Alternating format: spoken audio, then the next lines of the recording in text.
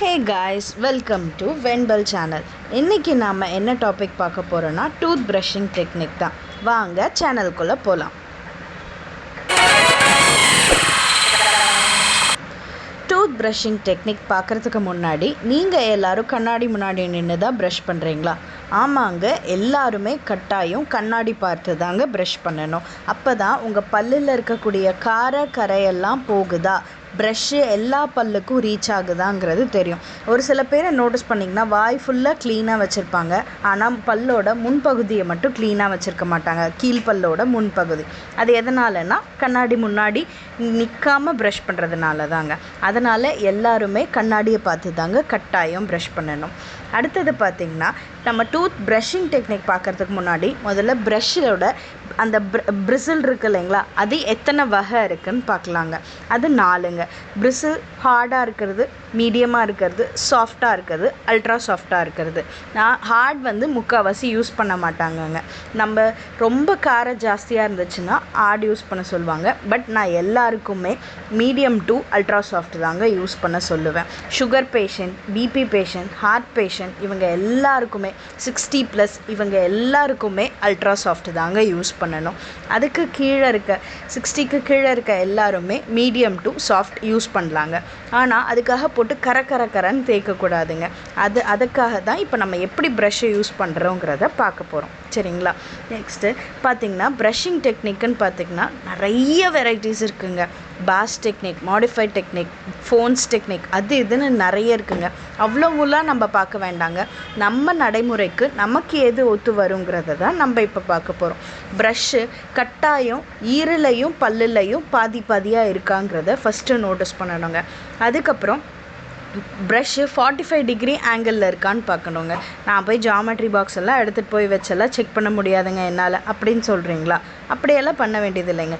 கொஞ்சம் சாய்வாக வச்சிங்கன்னா தான் ஈறு பகுதியிலையும் இருக்கும், பற்கள் பகுதியிலையும் இருக்கும், இந்த படத்தில் காமிக்கிற மாதிரி. இது போல் நீங்கள் ப்ரஷ்ஷை ஆங்குலேட் பண்ணிக்கணுங்க. பண்ணிவிட்டு ஃப்ரண்ட்டு பேக்கு ஒரு மூமெண்ட் கொடுங்க. அதுக்கப்புறம் ஒரு ரொட்டேஷன் கொடுங்க. தன்னால் ப்ரஷ்ஷிங் நார்மலாக எல்லாரும் மாதிரியும் பண்ண முடியுங்க. சில பேரெல்லாம் சொல்லுவாங்க 45 டிகிரிங்கில் ஆங்கிளில் வச்சு ஸ்வீப் அவுட் பண்ணுங்கள் அப்படின்லாம். நம்ம உட்காந்து வாயில் உட்காந்து பெருக்கிட்டு இருக்க முடியாது. அதுக்காக தான் நான் சொல்கிறேன், முன்னாடி பின்னாடி நகர்த்திட்டு சர்க்குலர் மோஷனில் பண்ணிங்கன்னா பல்லோட எல்லா பகுதியும் கவர் ஆகிடும். ஈருக்கு இடையில இருக்க அழுக்கும் வெளியில் வந்துடுங்க. இப்படி தாங்க பொதுவாக ப்ரஷ் பண்ணணும். குழந்தைங்களுக்கு பொதுவாகவே செல்ஃப் கிளென்சிங் ஹேபிட் இருக்குங்க. டில் 7 இயர்ஸ் அவங்க பல் விழுகிறதுக்கு முன்னாடி வரைக்குமே செல்ஃப் கிளென்சிங் பல்லாக தான் இருக்கும். அதனால் நம்மள மாதிரி அவங்களுக்கு ப்ரஷ் பண்ணக்கூடாதுங்க.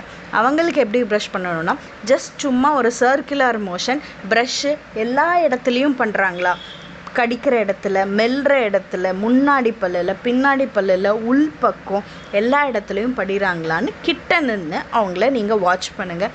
தன்னால் அவங்க ப்ரஷிங் டெக்னிக் சின்ன வயசுலேருந்தே அவங்களுக்கு டெவலப் பண்ணலாங்க. இதாச்சுங்களா? இப்போ நான் கிளிப்பு போட்டிருக்கேங்க, அப்புறம் எப்படிங்க நான் ப்ரஷ் பண்ணுறது? இதே போல் பண்ணலாமா? இல்லைங்க.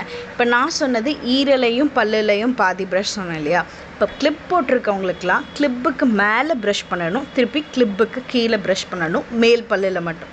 அதே மாதிரி கீழ்ப்பல்லையும் கிளிப்புக்கு மேலே ப்ரஷ் பண்ணணும், கிளிப்புக்கு கீழே ப்ரஷ் பண்ணணுங்க. இதை கட்டாயம் பண்ணணும். அது இல்லாமல் மெல்ற இடத்துலையும் பண்ணணுங்க. இப்படி தாங்க ப்ரஷ் பண்ணணும். உங்களோட ப்ரஷ்ஷு ஒரே டைமில் 3 பல்லுலையும் படியணுங்க. ஒவ்வொரு பல்லாக உட்காந்து பண்ண முடியாது. அதனால் 3 பல்லு அட் அ டைமில் ப்ரஷ்ஷில் படிகிற மாதிரி பாருங்கள். சரிங்களா? கிளிப்பு போட்டிருக்கவங்க மேலே பல்லு விளக்கணும், கீழே பல்லு விளக்கணும்னு சொன்னேன் இல்லைங்களா? அதே மாதிரியே தான் 3 பற்களுக்கும் ப்ரஷ் படிகிற மாதிரி கிளிப்புக்கு மேலே கிளிப்புக்கு கீழே, அது மாதிரி மேலேயும் கீழேயும், அப்புறம் பற்கள் கடிக்கிற இடத்துல மெல்ற இடத்துலையும் ப்ரஷ் பண்ணணும். சரிங்களா? அதுக்கப்புறம் பார்த்திங்கன்னா, அவங்களுக்கு இதெல்லாம் பண்ணியுமே சுத்தமாகலை அப்படின்னா, இப்போ கோல்கேட்டில் ஆர்த்தோ மவுத் வாஷ்ன்னு தனியாக ஸ்பெஷலாகவே வருது. அதை கூட வாங்கி அவங்க யூஸ் பண்ணலாம். ப்ரஷ்ஷிங் டைமிங்ஸ் பார்த்திங்கன்னா, எப்போவுமே காலையில் தூங்கி எழுந்திரிச்சதும் ப்ரஷ் பண்ணுங்கள், நைட்டு தூங்க போடுறதுக்கு முன்னாடி ப்ரஷ் பண்ணுங்கள். இப்போ 60+ இருந்தால் சாஃப்ட், அல்ட்ரா சாஃப்ட் தவிர வேறு எதுவுமே யூஸ் பண்ணாதீங்க. 60க்கு பிலோ இருக்கவங்க medium to ultra soft use பண்ணலாம். உங்களோட பற்களோட ஈரோட வீக்கத்தை பொறுத்து நீங்கள் யூஸ் பண்ணலாம். அதுக்கப்புறம் குறைஞ்சது 2 நிமிடங்களாவது நீங்கள் விளக்கணும். அதுக்கப்புறம் உங்களுக்கு ப்ரஷ்ஷெல்லாம் பற்றியெல்லாம் எனக்கு தெரியாதுங்க. நான் வேப்பங்குச்சி தான் விளக்குறேன். எனக்கு வேப்பங்குச்சியில் விளக்கணுன்னு ஆசையாக இருக்குது அப்படின்னு நினைக்கிறீங்களா? நான் இந்த படத்தில் காமிச்சிருக்க மாதிரி நீங்கள் விளக்கலாம், ஒன்றும் தப்பில்லை. ஆனால் விளக்க தெரியாமல் விளக்கி வாய் ஃபுல்லாக புண்ணாக்கிக்காதீங்க. ஓகேங்களா? இதுதாங்க ப்ரஷிங் டெக்னிக். நான் சொன்ன டிப்ஸ் எல்லாம் உங்களுக்கு யூஸ்ஃபுல்லாக இருக்கும்னு நினைக்கிறேன். மறக்காமல் நான் சொன்ன மாதிரியே ப்ரஷ் பண்ணி பாருங்கள். கண்டிப்பாக உங்கள் பற்கள் சுத்தமாக இருக்கும். தேங்க்ஸ் ஃபார் வாட்சிங். மறக்காமல் வெண்பல் சேனலை சப்ஸ்கிரைப் பண்ணி